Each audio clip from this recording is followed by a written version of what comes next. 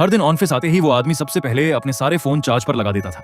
फिर कंपनी के इंटरनेट से वीडियो डाउनलोड करने लगा देता था। लगता कुछ ही दिनों में कंपनी के पानी और बिजली के बिल अचानक बढ़ने लगे। ये देखकर कंपनी की महिला बॉस को शक हुआ। सच जानने के लिए वो इंटर्न बनकर खुद ही कंपनी में आ गई।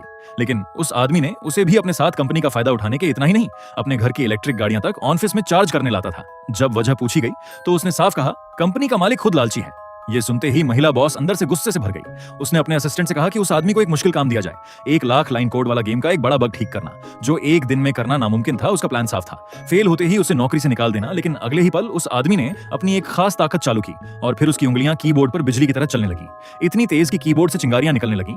ये देखकर महिला बॉस हैरान रह गई। असल में उसके पास एक अजीब टैलेंट था। जितना वो कंपनी का फायदा उठाता, उतना ही उसे पैसे और गॉड लेवल स्किल्स मिलती थी। अब महिला बॉस इंटर्न बनकर उसकी जूनियर बन चुकी थी, और अगर वो भी कंपनी का फायदा उठाती तो उस आदमी को और रिवॉर्ड मिलते।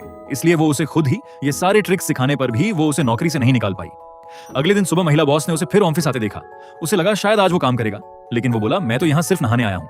ये सुनकर महिला बॉस का गुस्सा और बढ़ गया। न कि शाम 6 बजे गेम लॉन्च है और उसे पहले ऑनलाइन मेंटेनेंस करना होगा, लेकिन उसे कोई फर्क नहीं पड़ा।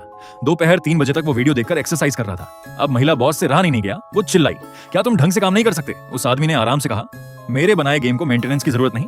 तभी गेम कंपनी का मालिक वहां आ गया और बोला, गेम में बगा गया है, कोई लॉगिन ही नहीं कर पा रहा। डाउनलोड भी ना भी तेजी से गिर रहे थे, सब घबरा गए। तभी उस आदमी ने कहा, किसी ने जानबूझकर छेड़छाड़ की है, और फिर बोला, मैं इसे 2 मिनट में ठीक कर दूंगा। लेकिन किसी ने उस पर भरोसा नहीं किया, क्योंकि इतना काम आमतौर पर 1 हफ्ता लेता है। लेकिन